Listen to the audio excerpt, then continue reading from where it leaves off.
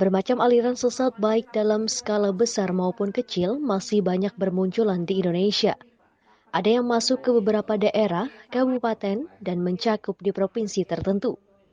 Kepala Seksi Bimas Islam Kantor Kementerian Agama Kabupaten Balangan Haji Wahid Nurpajeri pada Selasa 21 Februari 2023 di ruang kerjanya menyebutkan beberapa penyebab berkembangnya aliran sesat di Indonesia.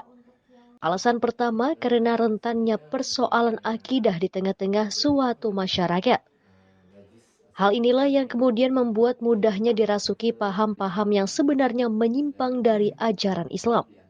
Hal inilah menurut Wahid yang kemudian semakin berkembang di tengah-tengah masyarakat sehingga jumlah pengikutnya semakin besar. Biasanya biasanya mereka yang terkontaminasi ajaran itu karena mungkin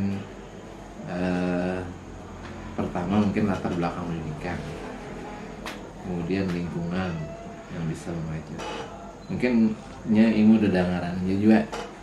Itu tidak belajar dari dasar langsung ke tinggi misalnya, itu bisa nggak bisa menerima. Kemudian masyarakat kita ini kata yang praktis, jadi tidak ibaratnya itu ada susah-susah beribadah bisa dapat fasilitas, artinya sedikit ibadah masuk surga, bukan. Jadi ketujuanan yang aneh-aneh gitu. Padahal sebenarnya sudah banyak dai-dai kita, ulama kita yang mengajarkan ilmu-ilmu dengan kitab-kitab yang muktabar, yang sudah diakui kebenarannya, tapi tidak mereka ikuti karena tidak menjanjikan. Apalagi kalau ada yang menjanjikan misalnya bebas salat, nah ini ketujuh benar, atau bebas puasa, ada sah puasa masuk surga, ada sembahyang masuk surga. Nah ini yang praktis kita tujuannya karena kedangkalan ilmunya. Faktor lain yang menyebabkan perkembangan aliran sesat adalah tidak sampainya siar agama ke suatu wilayah tertentu. Hal ini biasanya terjadi di wilayah-wilayah terpencil, sehingga akses penyiaran agama Islam tidak berjalan dengan maksimal. Keluasan pengetahuan agama seseorang kadang masih banyak yang terbatas, dan ada aliran baru yang kemudian dianggap sebagai ajaran agama.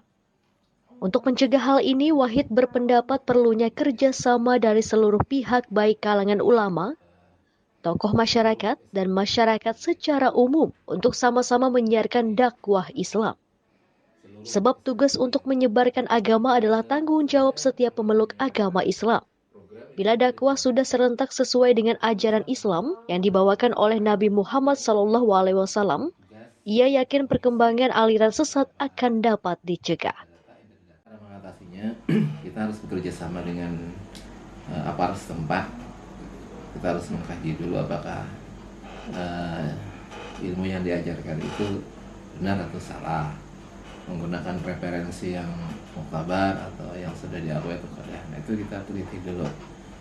Kalau sudah kita meneliti, nah itu kita bisa koordinasikan, diskusikan ke forum. Kita ada forum pakem namanya kabupaten ini yang melibatkan semua unsur baik dari kejaksaan, polisian, TNI, Polri, Ulama, FKUB, Kementerian Agama, Kesbangpol, dan itu dikolaborasi untuk memastikan bahwa ajaran itu memang sesat. Nah, kita juga perlu informasi, data-data untuk memutuskan benar atau salahnya.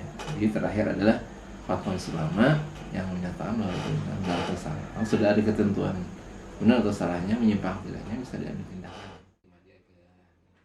Dan Humas Kemenak Balangan mewartakan.